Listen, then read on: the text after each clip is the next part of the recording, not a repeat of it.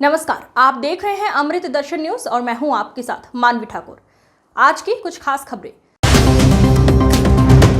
Central bank of India के head office Bhopal में आयोजित पत्रकार वार्ता में धीरज गोयल एसएलबीसी कन्वीनर ने बताया कि मध्य प्रदेश में नागरिकों में जागरूकता लाना आवश्यक है, क्योंकि वित्त विभाग भारत सरकार व रिजर्व बैंक ऑफ इंडिया द्वारा 1 जुलाई 2025 से 30 सितंबर 2025 तक ग्राम पंचायत स्तर पर 3 माह का वित्तीय समाधान अभियान चलाया जाएगा। इस अभियान का मुख्य उद्देश्य जिन नागरिकों के अभी तक बैंकों में खाते नहीं हैं, उनके प्रधानमंत्री जन धन योजना सहित दूसरी योजनाओं में खाता खुलवाने के लिए जागरूक करना है। अटल पेंशन योजना के अंतर्गत 18 से 60 साल तक आयु की पात्रता है जिसमें पेंशन मिलती है, उसकी जानकारी लोगों तक पहुंचाना है।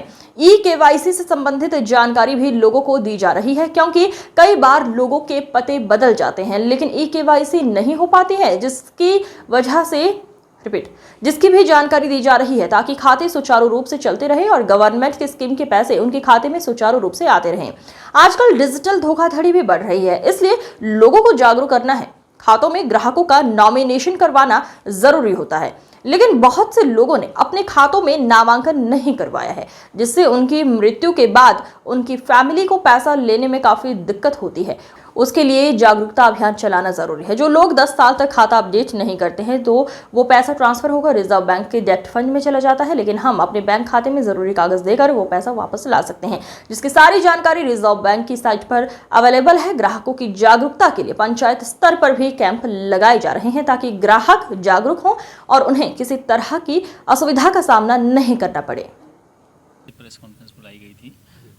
इसका मुख्य उद्देश्य जो है वो जागरूकता लेके आना मध्य प्रदेश के नागरिकों के लिए, क्योंकि वित्त मंत्रालय भारत सरकार और रिजर्व बैंक ऑफ इंडिया द्वारा 1 जुलाई 2025 से 30 सितंबर 2025 तक हर ग्राम पंचायत में 3 माह का वित्तीय समावेशन का जो है वो एक अभियान चलाया जा रहा है। इस अभियान का मुख्य उद्देश्य जो है वो जिन नागरिकों के बैंक में अभी तक खाते नहीं हैं, जो फॉर्मल बैंकिंग चैनल से नहीं जुड़े हैं, उनके प्रधानमंत्री जन धन योजना में खाते खोलना, या जिनके ऑलरेडी खाते हैं उनको जो है PMJJBY और PMSBY जो कि सोशल सिक्योरिटी स्कीम्स हैं इंश्योरेंस को लेके, उनको इसके अंदर एनरोलमेंट करवाना।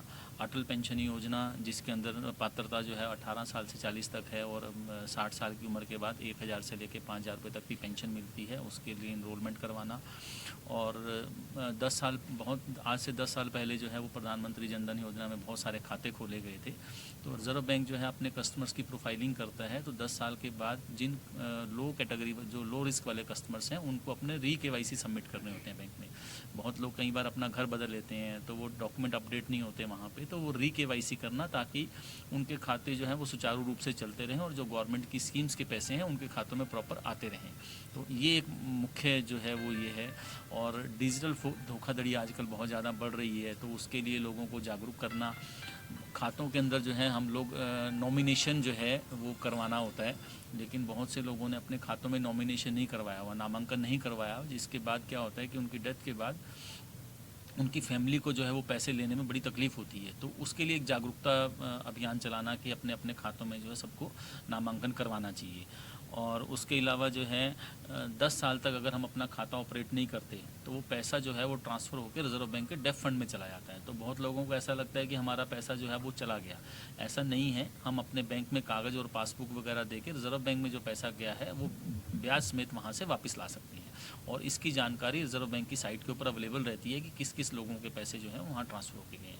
ये इसका मुख्य उद्देश्य था आज की प्रेस कॉन्फ्रेंस का, ताकि ये जो चीज़ है वो गांव-गांव तक हर आदमी तक पहुंच सके। बैंक जो है इसके लिए सभी पंचायतों के अंदर कैंप भी लगा रहे हैं, BCs को इन्वॉल्व कर रहे हैं, सरपंच को इन्वॉल्व कर रहे हैं, पंचों को इन्वॉल्व कर रहे हैं, बट 1 महीने के बाद भी जो प्रोग्रेस आनी चाहिए थी वो नहीं है। इसलिए जो है ये प्रेस कॉन्फ्रेंस रखी गई ताकि आप लोगों के माध्यम से ये चीज़ें जो हैं गांव के हर नागरिक तक पहुंच सकें। ड्राइवर ठगी के मामले में साइबर जो क्राइम हो रहा है आजकल, उसमें से कोई एडवाइजरी जारी करी?